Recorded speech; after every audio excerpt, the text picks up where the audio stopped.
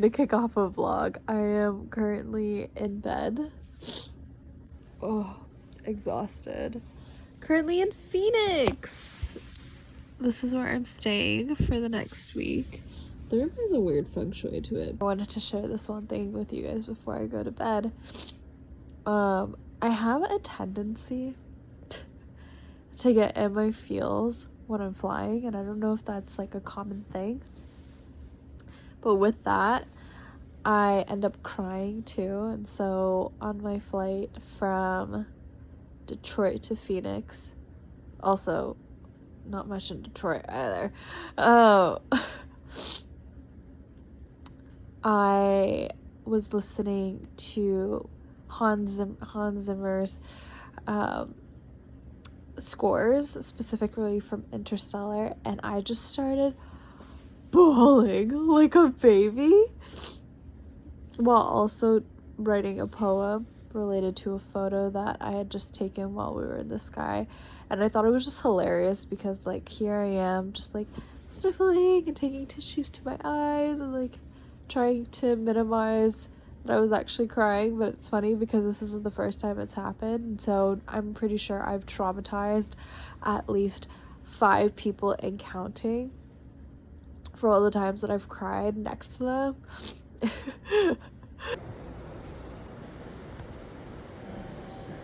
Hi guys! This is actually kind of hilarious. If I'm not filming laying in a bed, I'm filming in a car. So day 1 of being on site and just wrapped for the day. It's about 3 o'clock over here in Phoenix, and so just relaxing, watching a bit just relaxing and watching a bit of F1. It's been a minute since I've watched F1 and I forgot how riveting it is. When I was on Riot, I actually came across an F1 driver and I was like, huh, interesting. Because I'm on the apps, I thought I'd play around and change my location to Phoenix. And guys, okay, observations: Boston boys, golf, the Pats, Red Sox, beer. 4 things you'll always see, one or the other, in any profile. Or hiking or snowboarding. Arizona, shirtless selfies and lifting. Every single guy that I've seen on Hinge, specifically of guys in Arizona in the Phoenix area, are taking selfies with their shirts off or lifting, or they have photos of them lifting. And I don't really know what that is, but that is every single guy I've seen thus far. And in my mind, I'm thinking, how did we get here with this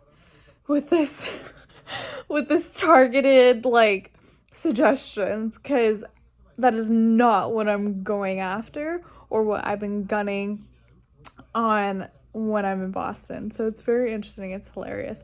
It's really like just funny to see how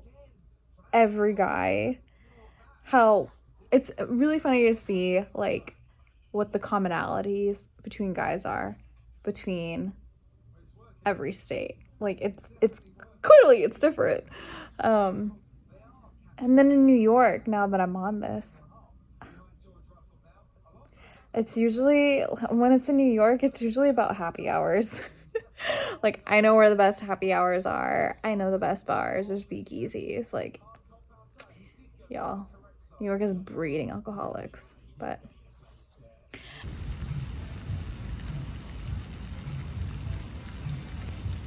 good morning, guys. First day of the meeting. Trying to find food. Resort prices are insane. I was just charged $6 for a can of coconut water, which I happily put back. But very excited. The weather is beautiful. Hello, blue skies. And my frizzy hair.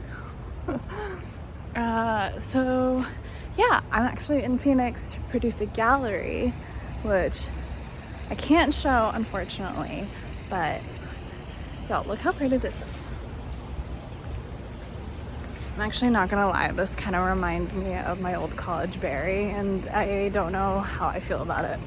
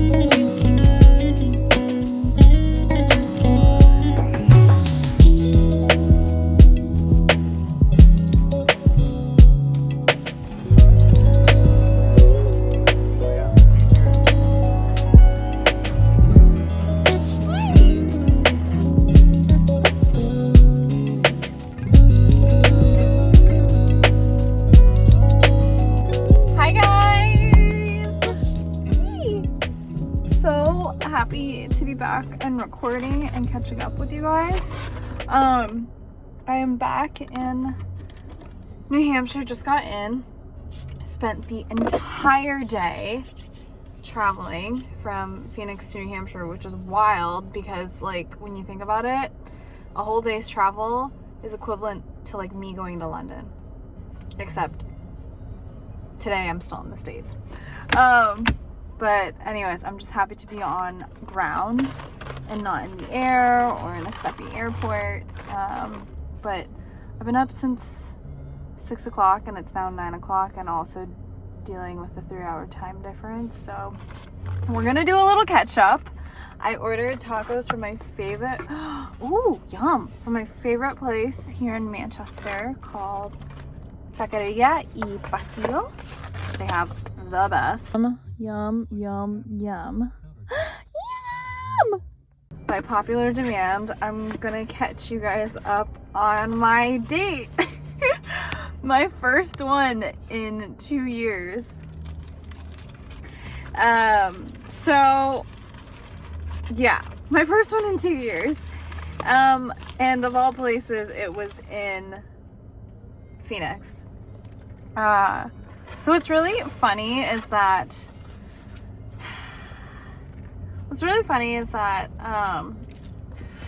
you know, I don't really think of age as I don't think of age as anything significant at this point in my life.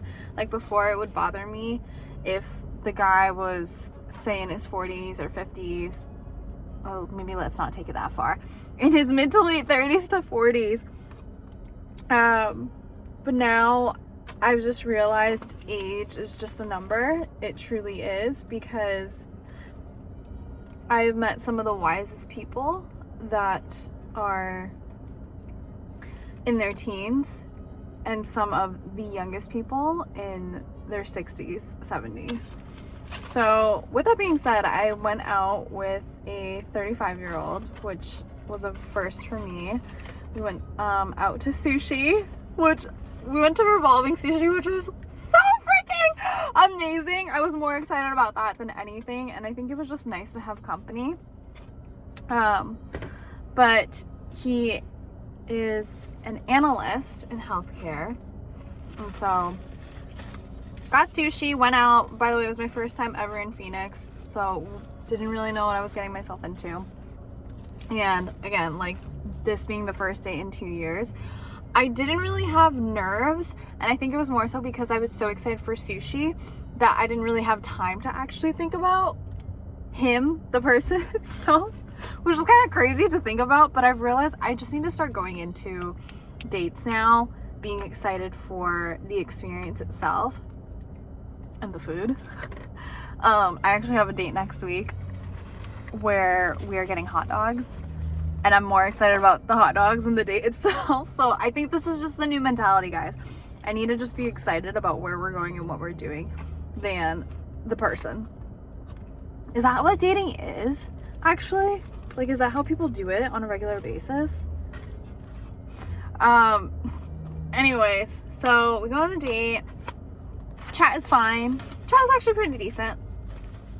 And I'd mentioned this on my Instagram story, But I really need to learn how to end dates, because if you've known me and you've heard my dating stories from New York, you will know that I go on complete escapades with guys which end up going for like 5 or 6 hours, and this is first date, right? So after we finish eating, he's like, would you be down to grab another drink elsewhere? And I was like, well, you know what, like my hotel has a really nice bar and it overlooks the golf course. And he's like, no way. And so I was like, yeah, let's just do that. Not really thinking that, okay, Michelle, this is where you are maybe leading him on and getting him thinking that you're like down to hook up. Didn't cross my mind. A red little flag kind of went up in my head, like, oh fuck, but I also was just like, whatever. So we go out, get to his car. He, for some reason, opens up his trunk. I forget why. And he just has a bunch of like sports stuff. And I see a football. And I was like, oh my God, a football. Like, we should throw. He's like, seriously? So we're now throwing football outside in the parking lot of the sushi place. I have now jammed my finger. So have a memory from this date. And he's thinking that I drove there. Why would I rent a car? Well, actually, it would make sense if I was there for a week. But I didn't rent a car. I took an Uber. So he drives us back to the hotel. He drives an Audi, which is actually quite nice. He is also originally from Oregon, which was interesting. There's a lot of people from Pacific Northwest as well as the Midwest that have been moving to Phoenix. Fun fact. So we get back to the hotel bar, get a few drinks, sitting by the fire. Meanwhile, like the attendees for the project that I'm on are like slowly coming in after their offsite, and they're getting like, whoo! And we end up, I then said, okay, I need to go to the bathroom. He's like, do you want to go? And I was like, well, I don't want to go here when there's a bunch of drunk people. Like, I want to go back to my room. Red flag number 2 coming off in my head, where I'm like, crap. I am maybe leading this guy on even further. But again, in true Michelle fashion, whatever. So I was like, yeah, let's just go back to my room so I can go to the bathroom, and then we can hang out by the pool if you want. 3. I know, guys, I'm like just racking these up like there is no tomorrow. So we get back to my room, I go to the bathroom, he goes to the bathroom, and then we sneak into the pool because the pool is now closed. It's now like 10:30. By the way, our date started at 6:30, so we're now 4 hours in. He like lifts me up to get me into the pool, and he like jumps over because he's like 6 foot something. He undresses, gets into the pool, and I just sit there. He's like, you're not getting into the pool? I was like, no. And he gets upset that I don't get into the pool. And to be fair, guys, I actually thought originally that I was gonna go into the pool. But like me being me and me picking up on energy very well, I could feel like him being sexually attracted and it just getting stronger and stronger. I was like, and I just ended up clamming up. So I didn't get into the pool, and he got upset by that. We didn't stay very long. And then same procedure, he like lifts me up to get me over the gate. And at that point I'm like, all right, I'm going to bed, because at this point I can feel it strong that he's expecting something. And for me, he also ended up paying for dinner and I paid for drinks. For me, I felt guilty because in the past, in my previous dates, I've either put out or I've made out with the guy, and neither of those things do I want to be doing on a first date to begin with. And by the time he left, I was like, crap, like I feel really uncomfortable because like he paid for the date and I just don't know.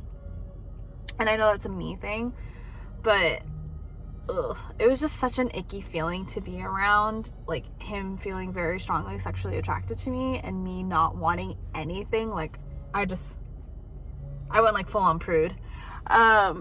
But another thing that I wanted to share is that like he is in his mid-30s, and like I said, age wouldn't normally bother me, but that just kept ringing throughout my head the entire date.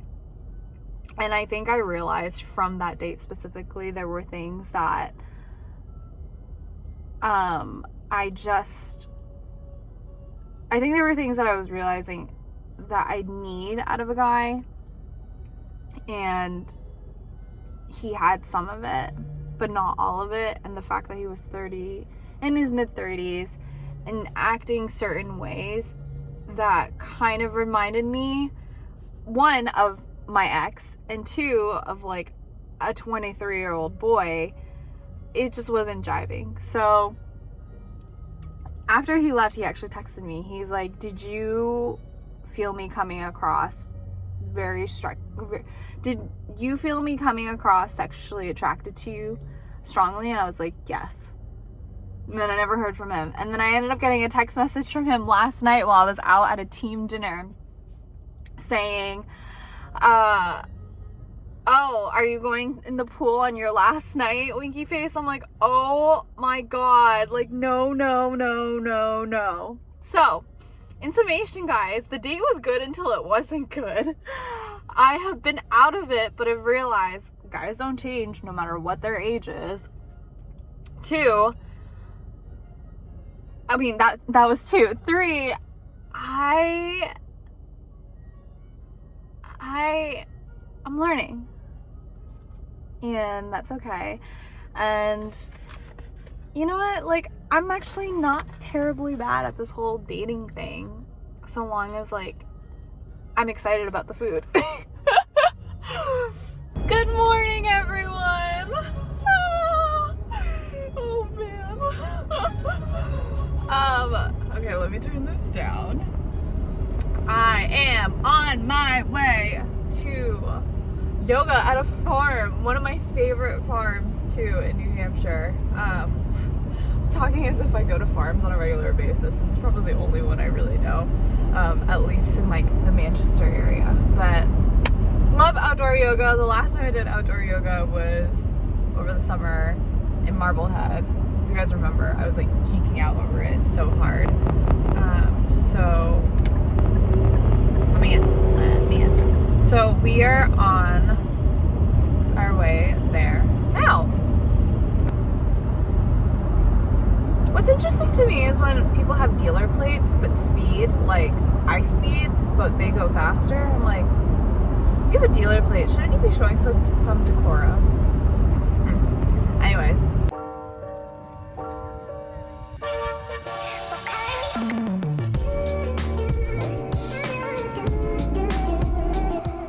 Okay, just got home. Yoga at a farm? Say less. Had the best time. Did a bunch of shopping afterwards, food shopping and home shopping. So I'm gonna show you guys what I got for food wise. Flowers are always a must. Look how pretty these daisies are. So, does anyone else get creeped out when I like smile at the camera? I like feel like everyone's gonna be hyper aware now, but when I get really happy, I'm like, does that look dorky? Not that I'm not a dork. Some lettuce, some granola. Okay, so one thing I want to tell you guys is that I've been very conscientious of reading labels now, and just because something says it's healthy doesn't necessarily mean it is. So I highly recommend looking at the labels. It doesn't take as long as I thought it would. But one thing that I will not eat, like in granolas or cereals, is canola oil. It has to have coconut oil or an alternative oil, but canola oil, sunflower oil, and there's another one that's slipping my mind, vegetable oil. They have high fructose content in them. I feel like I'm speaking very wrongly to this right now, actually. Don't mind me. Anyways, it's just a preference, but what I'm trying to say here is read your labels, because, great example, actually. Almond milk. So if you drink alternative milk, make sure you're reading the labels. This is a better example than granola when I was trying to verbiate oils, and I don't know oils too well. I just know what works well for my body. But just because something says it's organic and dairy alternative doesn't necessarily mean it's healthy for you. So like Khalifa organic almond milk, all it actually is almonds, water, and sea salt.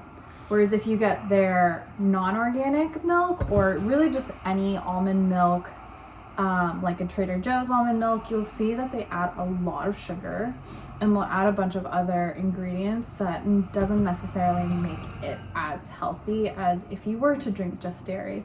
So always read your labels. I want to share that because I didn't know about that until recently, and I've been drinking almond milk for the last 2 years, I think, I'd say 2-3 years, between almond milk and oat milk, and I didn't realize how much sugar is actually in the regular almond oat milk until it was actually a doctor that I found that I started following who had said read your labels because it can be just as unhealthy than regular dairy milk. Kind of crazy.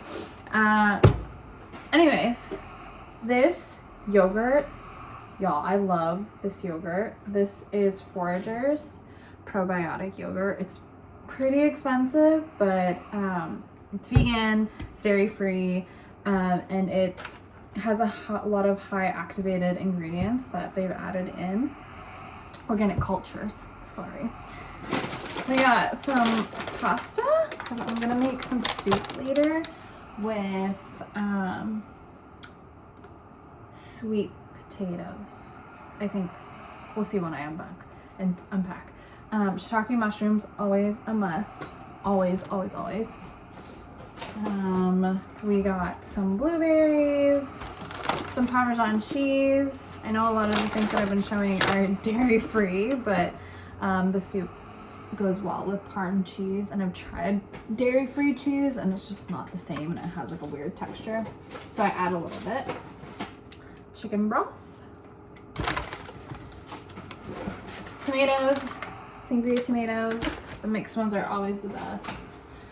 Baby cukes for snacking. My baby gourds, because today is the first day of fall. We are in fall equinox. And I was like, let's just get into the mood. Avocados, also always a must. Marinara sauce for later this week. Excited about this one. This is how you know I got into fall.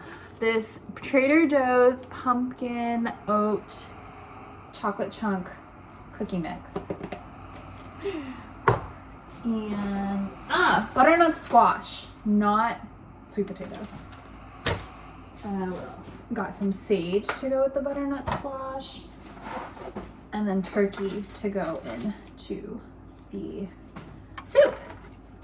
And then I'm gonna mix it with a little bit of Alfredo that I already have as well. So that's what I got. Okay guys, look what I just got in the mail. Another manual for Pilates training. So an update on that actually. I will now be in the States for a little bit longer than originally planned. Who would have guessed? So I will now be here until the end of November. And that was actually a very hard decision for me to make because I was supposed to go back to London in 2 weeks. And the reason why I'm staying is, one, I wanted to finish up my Pilates training here. They didn't have a lot of options for me to do it with the same group in London. And two, I realized that if I want to make traction with my ideas, with business, with like really building up a financial portfolio, I need to get still at least for a couple months and really put in some work. And I knew that when I came back to the States originally, I was just going to be heads down, all work. But of course, like, you can't really make a lot of progress within 2 months. Like, you can make progress, but it's not substantial progress. And so that was actually it was a tough decision for me to make because I don't want to be here. And by here, I mean like in New Hampshire and also here in the States. Like it's just not for me.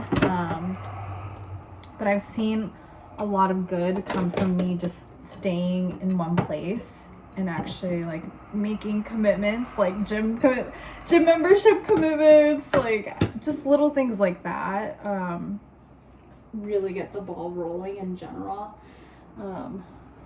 I guess it plays into my commitment issues, who knows, but it's just one thing that I like knew I had to suck up as well. And before I left for Phoenix, I was actually having a panic about it because, like I said, I just didn't want to be here. So for all my friends who are in the States, I will be here a bit longer, and hopefully I get to see y'all. But yeah, I have my Reformer 1 training next week in Boston, which I'm super, super excited about.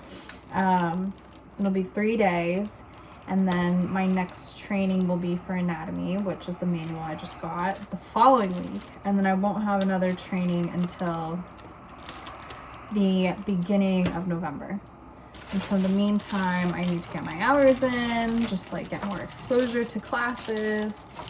And yeah, but so yeah, I'll be here in the States a little bit longer. I start formally my physical training for Pilates next week. And yeah, just a lot of things that I've had to process within the last few weeks that have been, I know it doesn't sound like a big deal or a lot, but for me, like these are, I think it's me overcoming some deeper issues, which is why it was really hard. Not running, not moving, like getting still and staying still for more than 2 months. So that is where we're at, and that is what's in the pipeline. What I did realize, however, when I was in Phoenix, is that I am really prohibited here in New Hampshire, and I'm still trying to find my groove and where I land when it comes to either being in a city or being in the burbs, because quite frankly, like I need my space, but I also love being around a lot of people and interacting and like having a lot of options to choose from when it comes to food specifically. So that is one thing I'm still trying to navigate. I'm actually dabbling with the idea of moving to Boston, but we'll see how that pans out, because right now my mindset is I don't want to be paying rent. But on the other hand, I also don't want to be in my parents' house anymore. Like, it was nice visiting them, but we're past it, like, massively. Like, when I was in... So, what I was trying to get at is, the last time I had traveled was New York. And when I was in New York, it's crazy. I just felt like I could breathe. Like, I could be myself. I could be... just bubbly and outgoing, and not to say that I can't be that here, and I shouldn't allow it, and I shouldn't allow the atmosphere and the people around here to let me get that way, but sometimes there are just external forces that are a lot stronger than we are, and over time, especially over time, your light starts to dim no matter how hard you are trying to keep it up. So that is what happened to me. I think in the last vlog, like, for example, I had mentioned that I had questioned my looks, which I never do, and I never really think about my looks in that way, but it was because I'm in an environment where I'm not getting dressed up, I'm not really going out much. And when I went to Phoenix, I just saw myself bloom all over again, guys. Like, I was a little social butterfly. I mean, I went on my first date. Like, I could have done that here in Boston, but I didn't. Because of the energy that I'm surrounded by in this home and just in this area in general. And I'm not gonna lie, I'm actually very nervous to be back, which is why I'm trying to find a place elsewhere, specifically outside of Boston or even in Boston. because I don't want it to get to that point again. Like, I've been experiencing this for far too long on different wavelengths and different time frames, and I'm just like done. I'm done. She says with like the scissors in her hand. But yeah, it's just really crazy to witness myself going from two completely different people. Like, I do enjoy my alone time. I love being able to do things on my own, but I think where I'm at in life right now really lies with me finding the balance between that and being a social butterfly and going out and exploring and meeting new people. And yeah, when you are in an environment where you're only surrounded by that one thing, it's kind of hard to push yourself to go the other way and not even just find a middle ground, but just get to that other direction. And don't get me wrong, like, I'm making it seem like Boston is so far away, but y'all, if you've ever commuted, that drive adds up like real quick. I can only go into Boston every few other days because the traffic gets to be a lot. The drive, gas isn't cheap either. So we're figuring it out as we go, but we'll see. I don't think Boston is it forever, but it would just be nice to experience the city in a different way, because I've always visited, I've always gone in when I was younger, like that was no big issue. But living there, never actually lived there. So don't knock it till you try it, right? Final piece. So cute. And this whole big mess.